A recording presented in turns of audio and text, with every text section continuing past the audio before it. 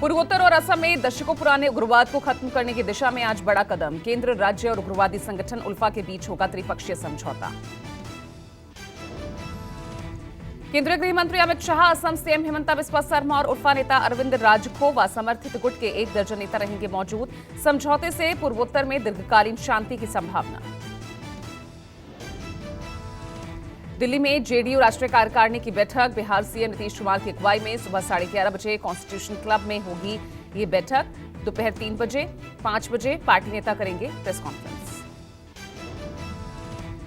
JDU के राष्ट्रीय अध्यक्ष ललन सिंह के पार्टी और पद छोड़ने की अटकलों पर विराम। गुरुवार को दिल्ली में नीतीश से मिले ललन, कहा जेडीयू एक है और रहेगी। पदाधिकारियों की बैठक में सीएम नीतीश के बगल में बैठे ललन सिंह। जेडीयू की राष्ट्रीय कार्यकारिणी की बैठक में 4 अहम प्रस्ताव की संभावना। मोदी सरकार के कामकाज के सवाल को लेकर 2024 चुनाव की रणनीति, पूरे देश में जातीय जनगणना और नीतीश का देशव्यापी सियासी दौरे से जुड़े प्रस्ताव आ सकते हैं। नागपुर से दिल्ली लौट रहे कांग्रेस नेता राहुल गांधी का विमान जयपुर में डायवर्ट किया गया। कोहरे और धुंध की वजह से बेहद कम विजिबिलिटी के चलते विमान डायवर्ट किया गया।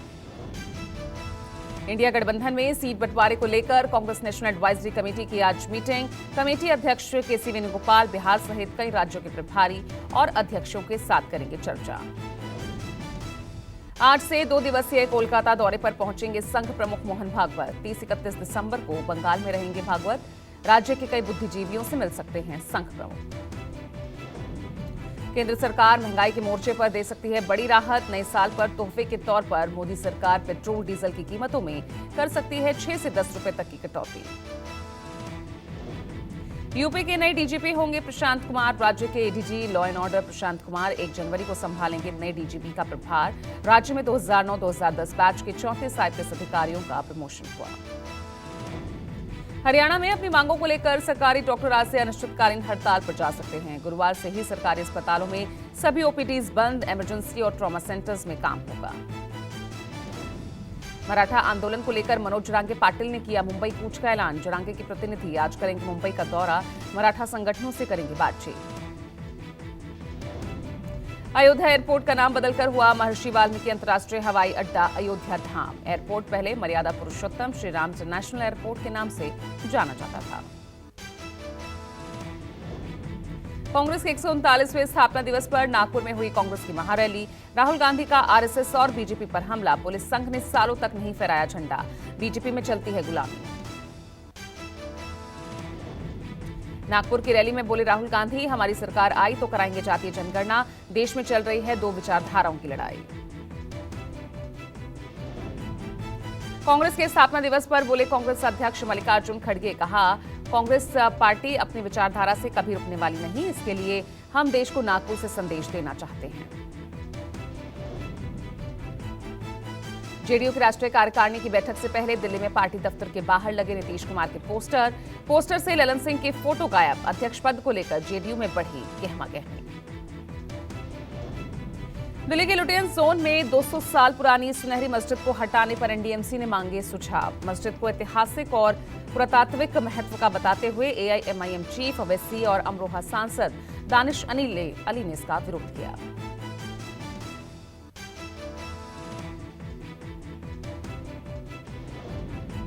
बीजेपी सरकार पर अखिलेश यादव का हमला। कहा बीजेपी राज्यों में कहीं भी महिलाएं सुरक्षित नहीं। समाजवादी पार्टी महिला पहलवानों के साथ है। राजस्थान में कैबिनेट विस्तार पर जारी सस्पेंस जल्द खत्म होगा। राजभवन में शपथ ग्रहण की तैयारियां जारी है। मंत्रिमंडल गठन के लिए 2 बार दिल्ली दौरा कर चुके हैं सीएम भजनलाल। एसवाईएल मुद्दे पर पंजाब और हरियाणा के मुख्यमंत्रियों की बैठक। केंद्रीय जल शक्ति मंत्री गजेंद्र सिंह शेखावत के नेतृत्व में बैठक बेनतीजा रही।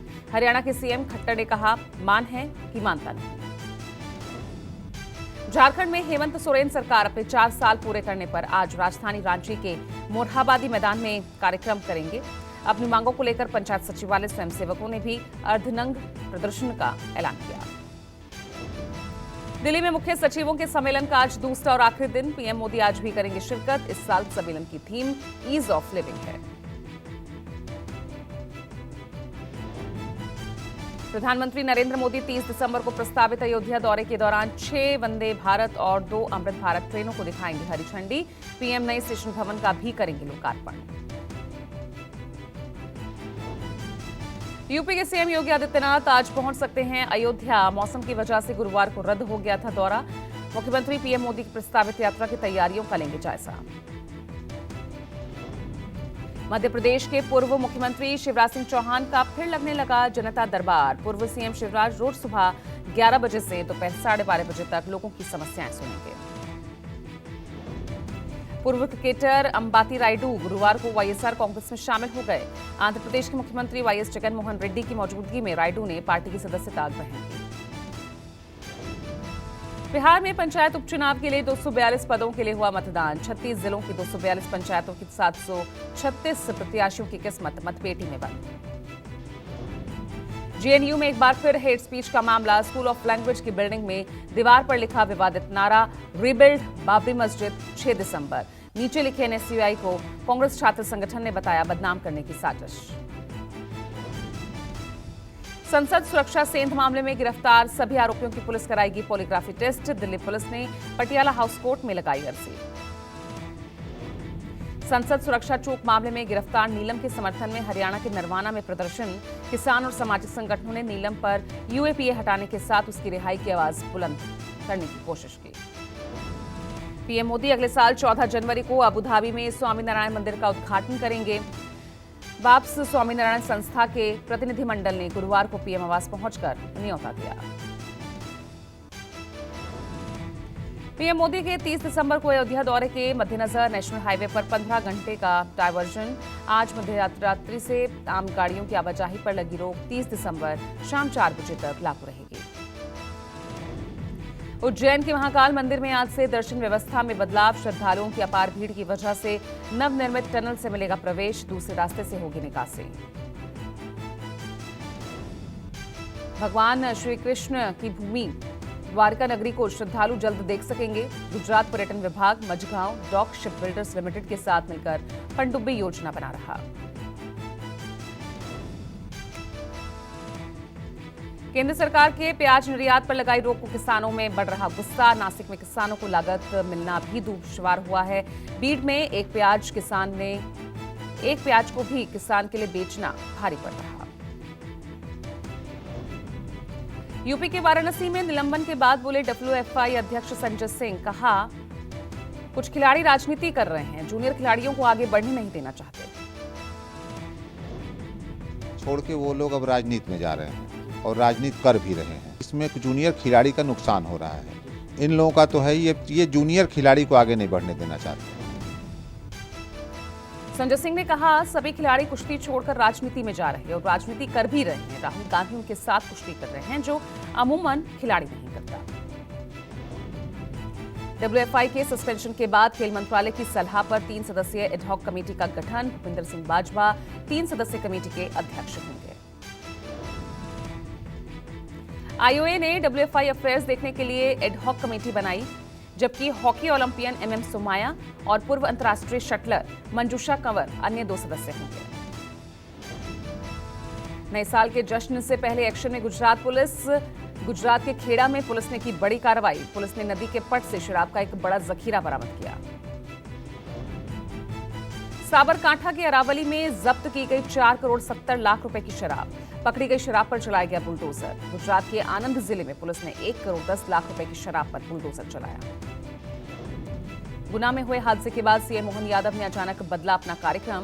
सीएम ने बस हादसे की जांच के आदेश दिए।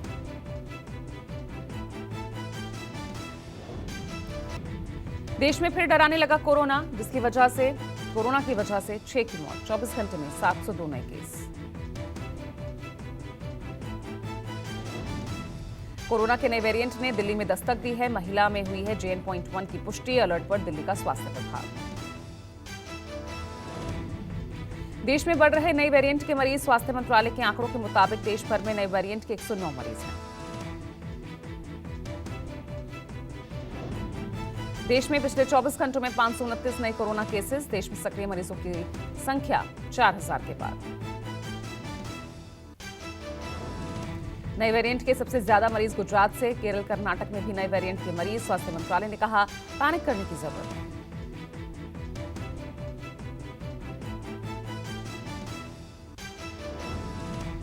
अभिनेता, राजनेता और डीएमटी के प्रमुख कैप्टन विजयकांत का निधन। कोविड संक्रमित होने के बाद अस्पताल में चल रहा था इलाज।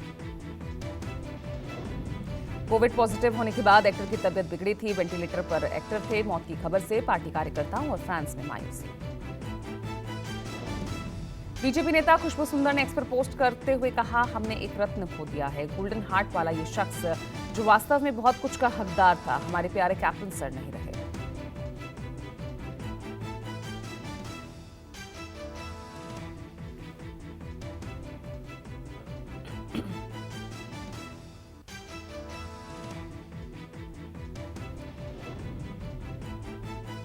पूरे उत्तर भारत में धुंध और कोहरे का कहर लगातार जारी है। कोहरे और अत्यधिक सर्दी के चलते यूपी के गौतम बुद्ध नगर जिला प्रशासन ने बड़ा फैसला लिया।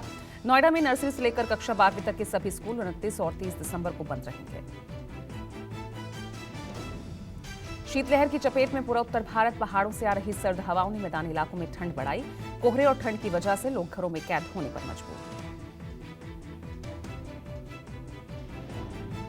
पंजाब और हरियाणा के कई जिलों में कोहरे का अलर्ट। 31 दिसंबर तक कोहरा छाए रहने के आसार। हरियाणा के झज्जर में 12 डिग्री पहुंचा तापमान। हरियाणा में हिसार, भिवानी, करनाल में 5 से 25 मीटर तक विजिबिलिटी रही।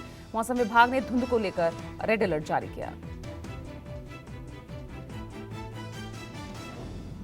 धुंध की वजह से अमृतसर के अंतर्राष्ट्रीय हवाई अड्डे पर 30 घरेलू और अंतर्राष्ट्रीय उड़ानें प्रभावित। कई ट्रेनें अपने तय समय से देरी से पहुंची। पंजाब में बढ़ रहे कोहरे को लेकर मौसम विभाग ने घोषित किया रेड अलर्ट। आम लोगों से अपील की, बहुत जरूरी होने पर ही घर से निकले बाहर। हरियाणा के जींद सहित आसपास के क्षेत्रों में पड़ रही कड़ाके की ठंड। 50 मीटर से कम विजिबिलिटी। लगातार तीसरे दिन छाया घना कोहरा। बर्फबारी के बीच ही होगा न्यू ईयर का सेलिब्रेशन। नए साल पर हिमाचल में भारी हिमपात के आसार। बर्फबारी के चलते लाहौल स्पीति में पर्यटकों की भारी भीड़। हिमाचल में 30 दिसंबर से एक्टिव हो रहा पश्चिमी विक्षोभ। ऊंचे क्षेत्रों में हिमपात, जबकि निचले क्षेत्रों में भारी बारिश की संभावना।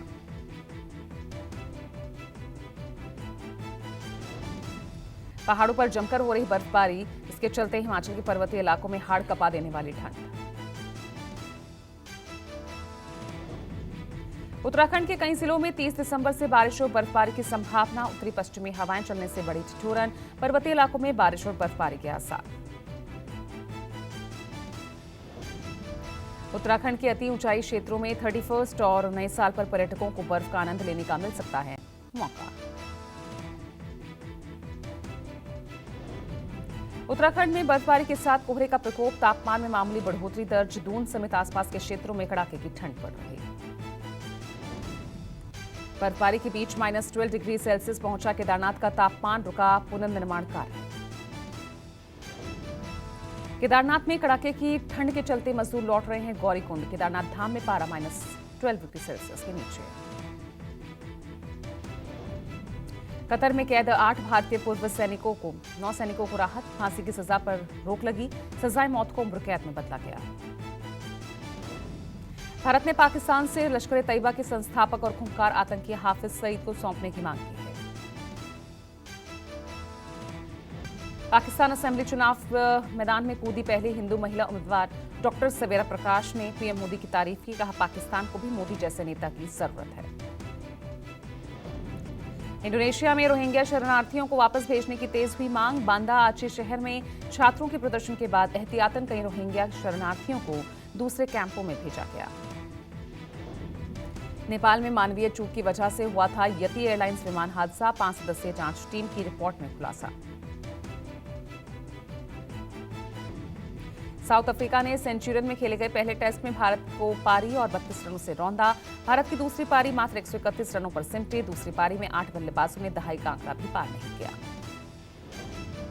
साउथ अफ्रीका के लिए 185 रनों की शानदार पारी खेलने वाले डीन एल्गर को मैन ऑफ द मैच चुना गया। अफ्रीकी तेज गेंदबाज रबाडा और बर्गर ने मैच में 7-7 विकेट लिए। भारत को हराकर वर्ल्ड टेस्ट रैंकिंग में पहले स्थान पर पहुंचा साउथ अफ्रीका। भारत खिसक कर 5वें स्थान पर।